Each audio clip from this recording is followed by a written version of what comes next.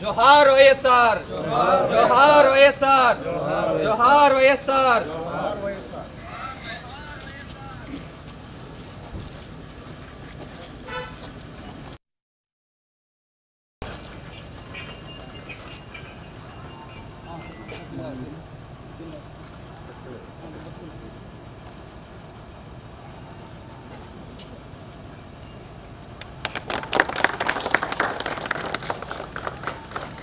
జై జగన్ జై జగన్ జై జగన్ ఈరోజు వైఎస్ఆర్ కాంగ్రెస్ పార్టీ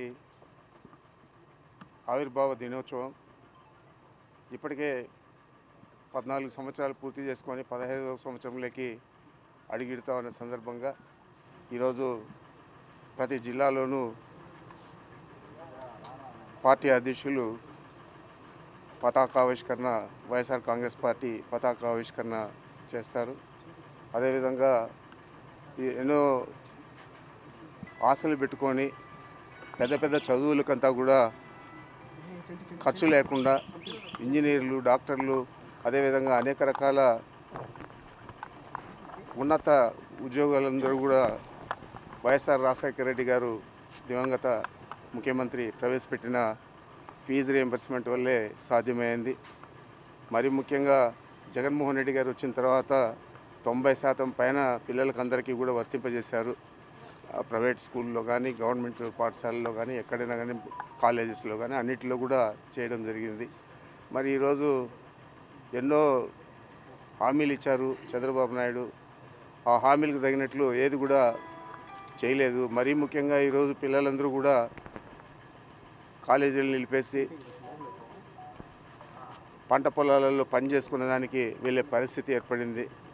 మరి ఇంత దారుణంగా ఈ ప్రభుత్వం పరిపాలన సాగిస్తూ ఉంది. కాబట్టి దీనికి ఈరోజు మేము ఫీజు రియంబర్స్మెంట్కు మద్దతుగా ఫీజు రియంబర్స్మెంట్ కోర్ను ప్రతి జిల్లా హెడ్ క్వార్టర్లో కూడా నిర్వహించడం జరుగుతుంది.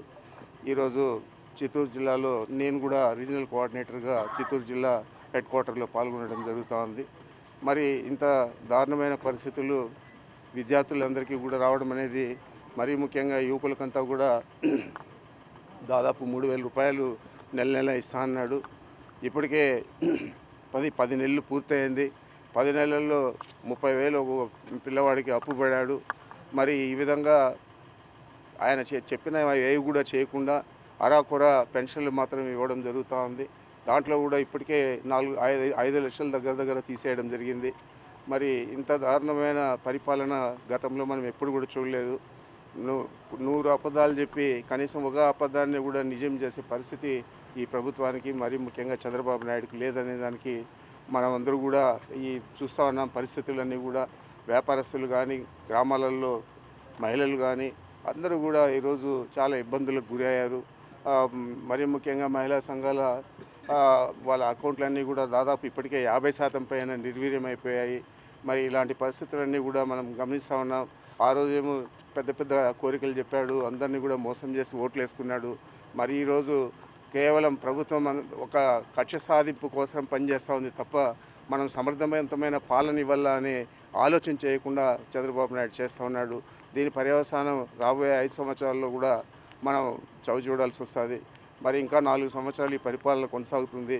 మరి ఇలాంటి పరిపాలన ఈ రాష్ట్రంలో మరీ ముఖ్యంగా ఈ 5 సంవత్సరాలు కొనసాగితే మన పరిస్థితి, ఈ రాష్ట్ర ప్రజల పరిస్థితి ఏ విధంగా ఉంటుందో ఒకసారి మనం అందరూ కూడా గమనించాలని చెప్పి మీ అందరికీ కూడా నేను మీ ద్వారా ఈ రాష్ట్ర ప్రజలందరికీ కూడా విజ్ఞప్తి చేస్తూ ఉన్నా. అదేవిధంగా ఈరోజు జరిగే ఫీజు రీయింబర్స్మెంట్ కోరుకు యువకులు కానీ, నిరుద్యోగులు కానీ అందరూ కూడా పాల్గొని జయప్రదం చేయాలని కూడా కోరుకుంటున్నాను. ఏం నాకేం తెలియదు.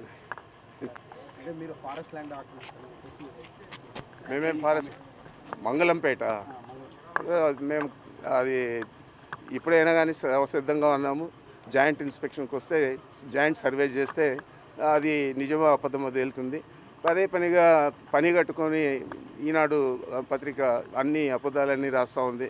మరి దానికి జవాబు చెప్పుకునే పరిస్థితి రోజు మేము మీడియా ముందు వచ్చి చెప్పుకునే పరిస్థితి లేదు. కాబట్టి నిజానిజాలన్నీ కూడా కోర్టు ద్వారానే తెలుసుకుంటామని చెప్పి మనవి చేస్తాము.